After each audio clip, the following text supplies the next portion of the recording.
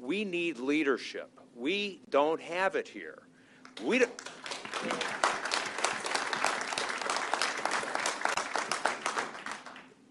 don't even have it in Washington, D.C. half the time.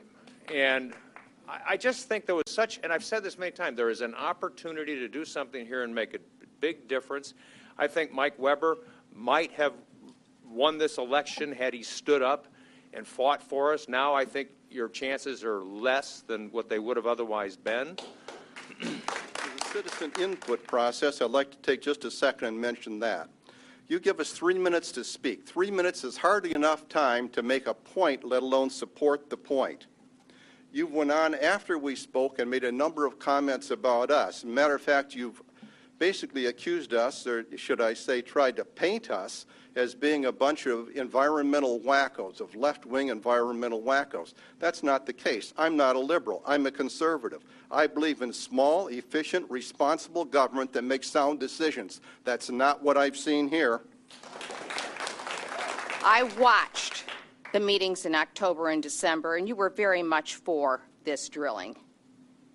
Shame on all of you for pretending that you want to shenanigans that have gone on here. He's tried to tell us now, oh, I'm in favor of the moratorium, when he was clearly in favor of oil drilling before.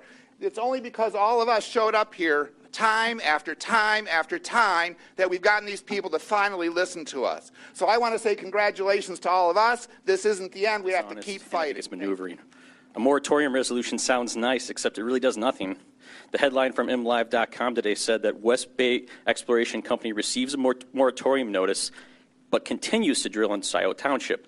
A moratorium is useless. It's political. Here's why a moratorium resolution has been created. The last speaker said it. It's election season. Mr. Weber's running to be our state rep. He voted for oil and gas fracking light, as we call it, in Rochester Hills. It's election time, and he needs an out. He needs to be able to tell newspaper reporters, I voted and supported the oil moratorium. We live in an area that is arguably 60-40 Republican to Democrat. My 77-year-old father told me many, many years ago, when in doubt, vote Republican. When I go to the polls in November and I see Mr. Weber's name with an R next to it, I won't think Republican, I'll think rig. Good evening. I'm Joanna VanRaaphorst, and my husband and I have a dental practice at 441 South Livernois in Rochester Hills. What I'm seeing today is political posturing 101. As a person who comes from the private sector, I'm really amazed how you have created and then handled this entire oil and gas fiasco. First, Mr. Sterin, the time to act was when this group approached you, 8 months ago, not today. That's step number one. Number two, once this group found out that you sold them out, you sold out 2 parks and a cemetery for potential oil and gas leasing, your customer service skills, public relations skills, and communication skills, well, they were lacking. And I am very appalled at how you have handled all of this.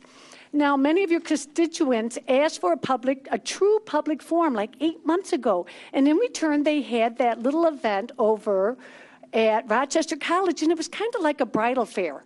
It was a bridal fair. It wasn't a serious event where people could truly learn how this potential oil and gas drilling could impact their home values and their lifestyles. So that was the first step. Since then, you have pretty much, it seems to me, have ignored your constituents. You've talked down to them and generally treated them with a total lack of compassion and courtesy. And today, it seems like this event here is a day late and a dollar short. Now, this is not the type of leadership we have paid our hard-earned tax dollars for. This is kind of a poorly planned thing. We have had little notice to attend. We don't have a big enough venue like Shelby Township had. And I think it's interesting that this is the day that you've done this, right after your political convention in Lansing. And all of a sudden, you're ready to go and you're ready to help us out. And I'm wondering if it is just that your fellow Republicans are also furious with you. You guys tell me, does the viability of your future political careers have to come into play before you take action? Now, Mayor, you keep talking about the Senate bill like this is the end-all, be-all, and that these legislators have come in on a white horse to save the day. You know who saved the day is all these people. They are working their asses off to prevent this from, oh, maybe I'm not supposed to say that. Sorry about that. Yeah, but profanity is not something Oh. you should be sharing to your, Sorry about that. especially with young children in the audience. Yes, that's true. So what I'm trying to